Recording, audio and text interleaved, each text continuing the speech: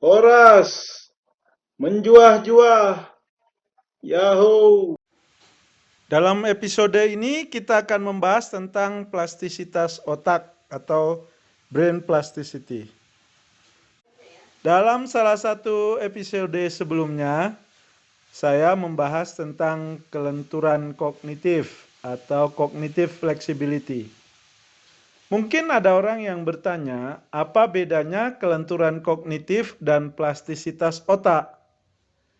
Kelenturan kognitif dan plastisitas otak merupakan dua konsep yang berbeda, tetapi berhubungan dan saling mendukung. Kelenturan kognitif merupakan konsep yang lebih dulu ditemukan, walaupun mungkin tidak disebut dengan istilah yang sama.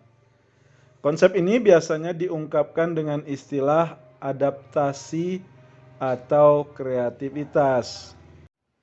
Kelenturan kognitif adalah kemampuan pikiran untuk berubah, untuk menyesuaikan diri dengan informasi, kondisi, atau kebutuhan baru.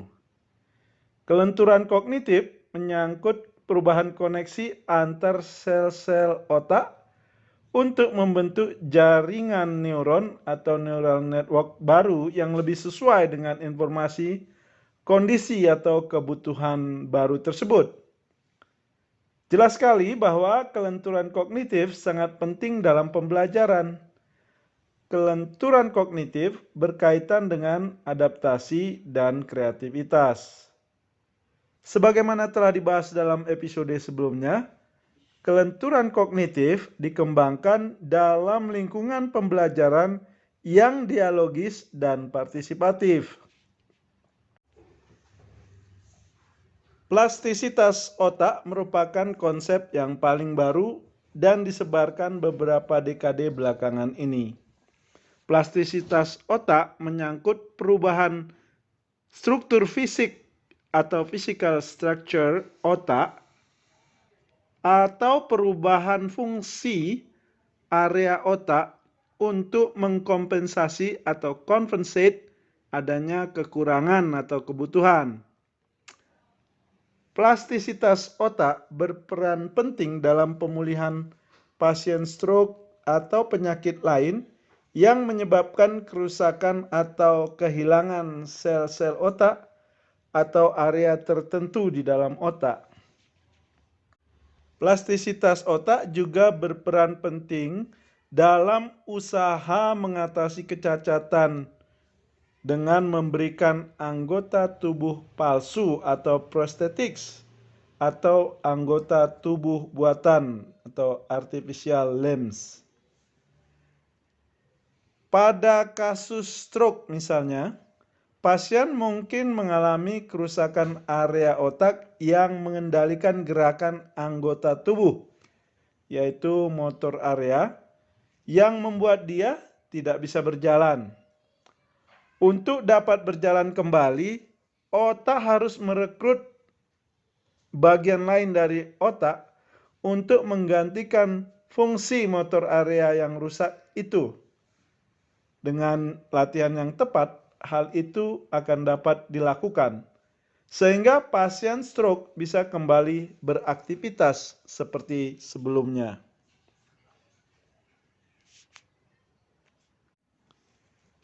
Saya menduga bahwa pijat refleksi, akupunktur, dan terapi alternatif lainnya juga memanfaatkan plastisitas otak untuk membantu orang menyembuhkan dirinya sendiri dengan mendorong perubahan fungsi bagian-bagian otak untuk menghasilkan hormon atau senyawa lain yang diperlukan untuk menyembuhkan bagian tubuh yang sakit.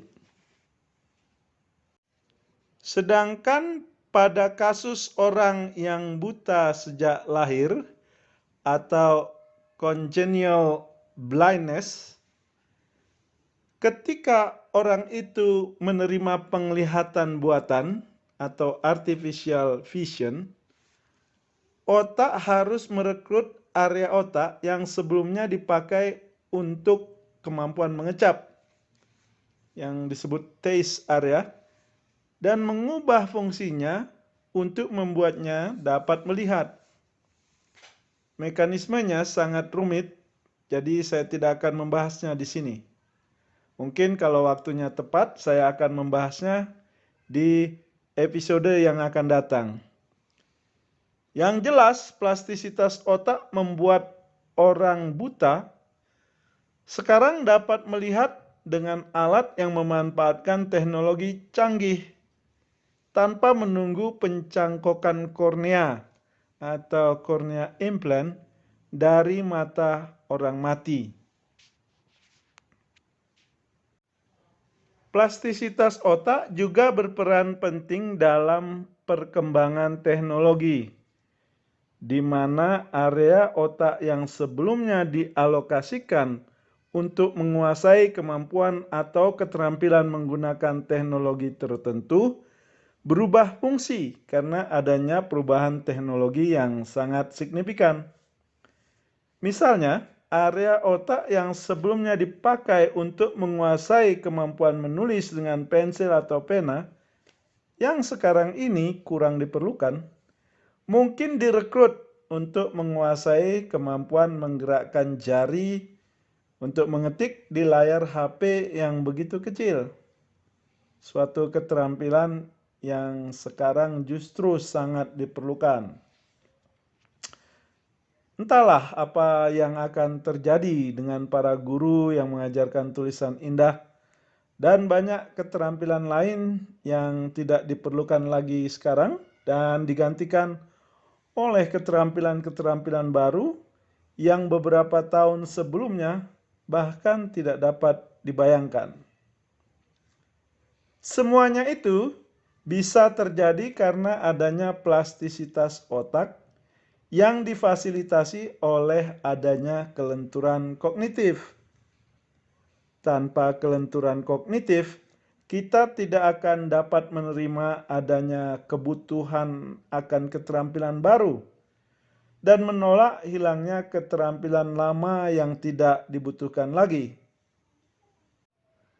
Sebaliknya, tanpa adanya plastisitas otak, kita tidak akan dapat menguasai keterampilan-keterampilan baru itu dan akan terperangkap dalam masa lalu atau seperti para pendukung khilafah itu.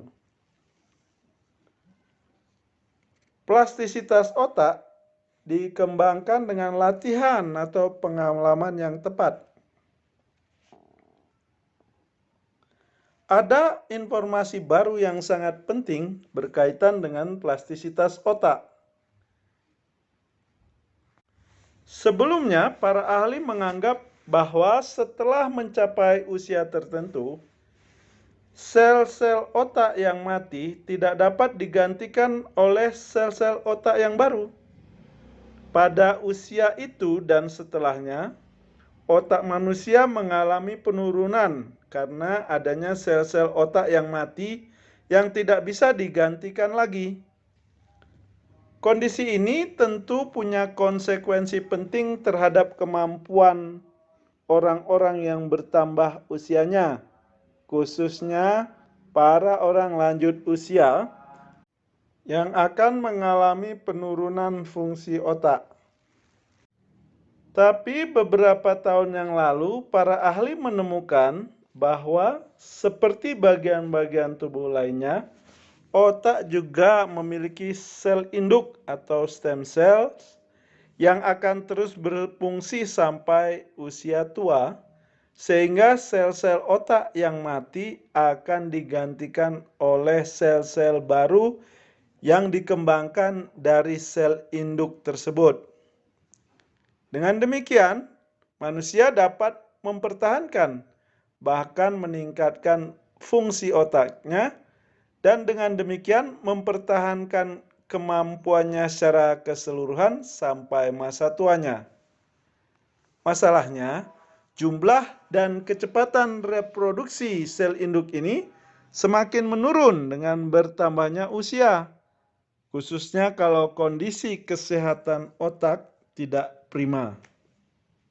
Kalau kondisi kesehatan otak tetap dipertahankan sampai masa tua, Kemampuan sel induk untuk menggantikan sel-sel otak yang mati relatif stabil. Pengetahuan baru ini tentu memberikan harapan bagi orang-orang usia lanjut. Selama mereka menjaga kesehatan otak dengan mengkonsumsi makanan yang sehat bagi otak, melakukan aktivitas fisik yang sesuai, memiliki hubungan sosial yang mendukung atau conducive social relationship, maka orang usia lanjut bisa tetap berpikiran tajam. Luar biasanya lagi, dengan cara-cara yang tepat, orang bisa memulihkan plastisitas otaknya kapan saja, bahkan ketika sudah memasuki masa tua. Pada gilirannya, plastisitas otak memampukan tubuh untuk memulihkan fungsi-fungsi organ tubuh yang lain, sehingga seolah-olah membalikkan proses penuaan. Jadi, jangan pernah merasa tua. Tetaplah berpikiran maju dan mengantisipasi masa depan yang lebih baik, bahkan di masa tua kita. Bagaimana pendapat Anda? Sampai jumpa. Horas, menjuah-juah. Yahoo!